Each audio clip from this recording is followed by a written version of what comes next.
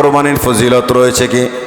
লক্ষ লক্ষ টাকা দিয়ে কোরবানি দিবেন, হাজার হাজার টাকা দিয়ে কোরবানি দিবেন, ফজিলত জানার দরকার আছে না নাই?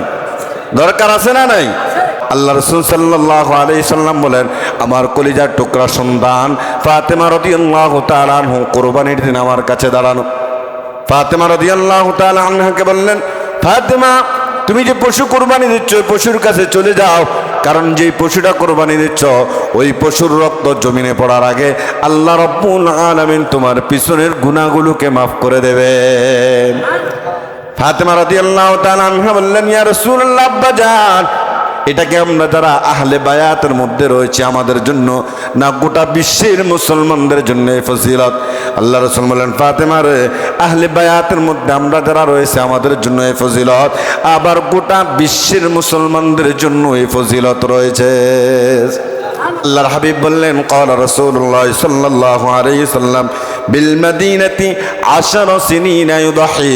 আল্লাহর নবী মক্কা থেকে মদিনায় যাওয়ার পরে 10 বছর মদিনায় ছিলেন, 10 বছরে আল্লাহর নবী কোরবানি দিয়েছেন। সুবহানাল্লাহ, কত ফজিলতপূর্ণ একটি আমল হলে 10 বছর তিনি একটা বছরে গ্যাপ দেন নাই, পুরো 10 বছরে কি দিয়েছেন? কোরবানি দিয়েছেন। অন্য বর্ণনায় এসেছে আল্লাহর নবী বলেন, মা আমিলা আদামিয়্যু মিন আমালিন ইয়াউমিন নাহরি আহাব্বা ইলাল্লাহি মিন ইহরাকিদ দাম। দুনিয়ার মানুষ কোরবানির দিন যত কাজ তোমরা করো, কোরবানির দিন যত কাজ তোমরা করো, তার মধ্যে আল্লাহর নিকট পছন্দনীয় কাজ হচ্ছে রক্ত প্রবাহিত হওয়া। কি হওয়া? রক্ত প্রবাহিত হওয়া। তার মানে এই নয় যে এই দিন যেহেতু রক্ত প্রবাহিত হওয়া আল্লাহর কাছে পছন্দনীয়, যার সাথে আমার শত্রুতা আমি তার জবাই করা দিই। বিষয়টা কি এমন না? আল্লাহ রাসূল বলছেন, তোমরা যে পশুটা কোরবানি করবা এই পশুর রক্তটাই আল্লাহর কাছে ওই দিন সবচেয়ে বেশি পছন্দনীয়। সুবহানাল্লাহ বলেন। কারণ আল্লাহ রাসূল বলেন, ইন্নাহা লাতাতি ইয়াউমাল কিয়ামাতি বিকুরুনিহা ওয়া আশআরিহা ওয়া আগলাফিহা। তোমরা যে পশুটা কোরবানি দেবা এই পশুর শিং, এই পশুর খুর, এই পশুর প্রসব আল্লাহ রাব্বুল আলামিনের নিকট উপস্থিত করা হবে। এই পশুটা যখন কোরবানি দিবা পশুর রক্ত জমিনে পড়ার আগে আল্লাহর নিকট বিশেষ একটা মর্যাদায় পৌঁছে যায়। অতএব দুনিয়ার মানুষ শুনে নাও, তোমরা আনন্দিত মনে আল্লাহর রাস্তায় কোরবানি করো। সুবহান। যায়েদ ইবনে আরকাম রাদিয়াল্লাহু তাআলা আনহু বললেন, قال أصحاب رسول الله صلى الله عليه وسلم يا رسول الله ما هذه الأضاحي। সাহাবায়ে কেরাম আল্লাহর নবীকে প্রশ্ন করলেন, ইয়া রাসূলুল্লাহ কুরবানিটা কি? কুরবানিটা কথা বলেন না কেন? কুরবানিটা? আল্লাহ রাসূল বলেন, সুন্নাতু আবিকুম ইব্রাহিম। এটা তোমাদের আদি, তোমাদের জাতির পিতা ইব্রাহিম আলাইহিস সালাতু ওয়াস সালামের সুন্নাহ। এবার বললেন, ইয়া রাসূলুল্লাহ ক্বালু ফামা লানা ইয়া রাসূলুল্লাহ ক্বালা বিকুল্লি শা'রাতিন হাসানাহ। ইয়া রাসূলুল্লাহ কুরবানির পশুটা আমাদের জন্য কি রয়েছে? আমাদের জন্য কোনো সওয়াব আছে কি? আল্লাহ রাসূল সাল্লাল্লাহু আলাইহি সাল্লাম বললেন, সাহাবীরা শুনে নাও, যে পশুটা তোমরা আল্লাহর রাস্তায় কোরবানি করবা ওই পশুর প্রত্যেকটা পশমের বিনিময়ে আল্লাহ রাব্বুল আলামিন তোমাদের আমলনামায় সওয়াব দেবেন। কোরবানির পশুর মধ্যে পশম আছে না? পশম আছে নি? এই প্রত্যেকটা পশম, কয়টা পশম আছে? 10টা, 20টা, অসংখ্য, অগণিত। এই প্রত্যেকটা পশমের বিনিময়ে আল্লাহ রাব্বুল আলামিন আমলনামায় সওয়াব দিবেন। সাহাবায়ে কেরাম বললেন, ক্বালা ফাসসুফুফু ইয়া রাসূলুল্লাহ ক্বালা বিকুল্লি শা'রাতিন ওয়াসসুম ক্বালা বিকুল্লি শা'রাতিন মিনাস সুফিল হাসানা। ইয়া রাসূলুল্লাহ বেড়া, দুম্বা, মহিষের ব্যাপারে আপনি কি বলবেন? বলে কেন? বলে এই পশুগুলোর মধ্যে তো অন্য পশুর তুলনায় অনেক বেশি পশম। এই পশুগুলোর মধ্যে তো অন্য পশুর তুলনায় অনেক বেশি পশম, এগুলোর ব্যাপার আপনি কি বলবেন? আল্লাহ রাসূল বলেন, সাহাবীরা শুনে নাও, যে পশুতে যত বেশি পশম তত বেশি আল্লাহ রাব্বুল আলামিন আমলনামায় সওয়াব দান করবেন। কল্পনা করতে পারবেন না, এই যে আপনারা কোরবানি করবেন, নিজের মাথার ঘাম পায়ে পড়া পরিশ্রমের টাকা দিয়ে যখন কোরবানি করবেন, যদি কষ্টের টাকা হয়, হালাল উপার্জনের টাকা হয়, আল্লাহ রাসূল সাল্লাল্লাহু আলাইহি সাল্লাম বলেন, আমার কলিজার টুকরা সন্তান ফাতেমা রাদিয়াল্লাহু তাআলা আনহা কোরবানির দিন আমার কাছে দাঁড়ানো। ফাতেমা রাদিয়াল্লাহু তাআলা আনহাকে বললেন, ফাতেমা তুমি যে পশু কোরবানি দিচ্ছ পশুর কাছে চলে যাও, কারণ যেই পশুটা কোরবানি দিচ্ছ ওই পশুর রক্ত জমিনে পড়ার আগে আল্লাহ রাব্বুল আলামিন তোমার পিছনের গুনাহগুলোকে মাফ করে দেবেন। ফাতেমা রাদিয়াল্লাহু তাআলা আনহা বললেন, ইয়া রাসূলুল্লাহ, আব্বাজান, এটাকে আমরা যারা আহলে বায়াতের মধ্যে রয়েছে আমাদের জন্য না গোটা বিশ্বের মুসলমানদের জন্য এই ফজিলত? আল্লাহ রাসূল বললেন, ফাতেমা রে, আহলে বায়াতের মধ্যে আমরা যারা রয়েছে আমাদের জন্য এই ফজিলত, আবার গোটা বিশ্বের মুসলমানদের জন্য এই ফজিলত রয়েছে।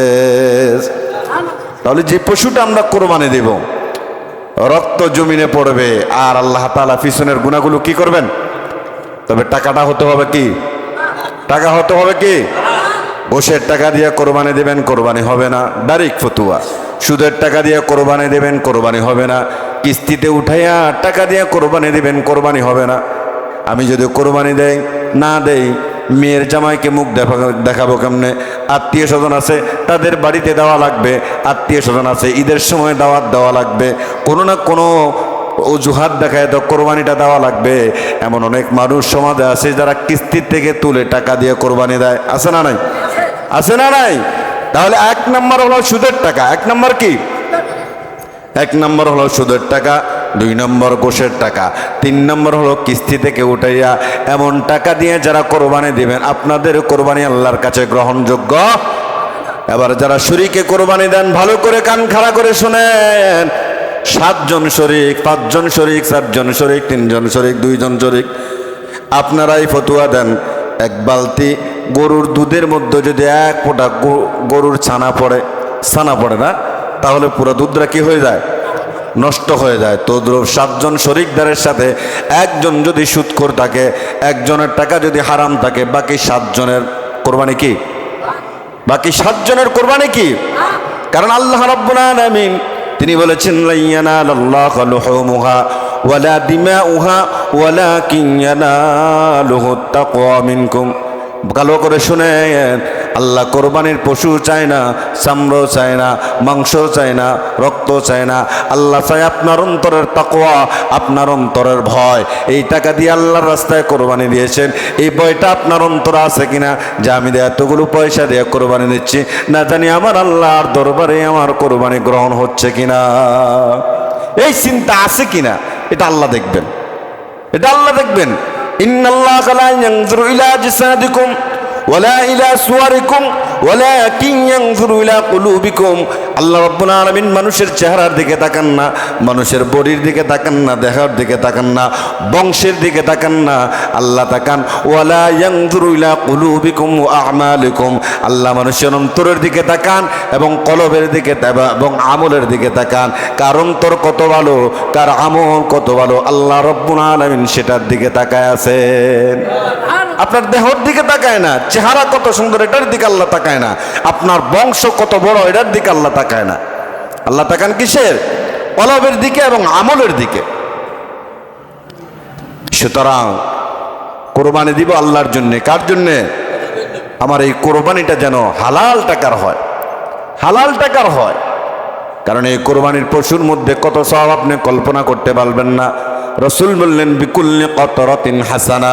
তোমরা যে পশুটা কোরবানি দিচ্ছ এই পশুর মধ্যে রক্ত আছে না, এই রক্ত প্রত্যেকটা ফোঁটার বিনিময়ে আল্লাহ রাব্বুল আলামিন আমলনামায় সওয়াব দান করবেন। কত ফোঁটা রক্ত রয়েছে এটার ভিতরে।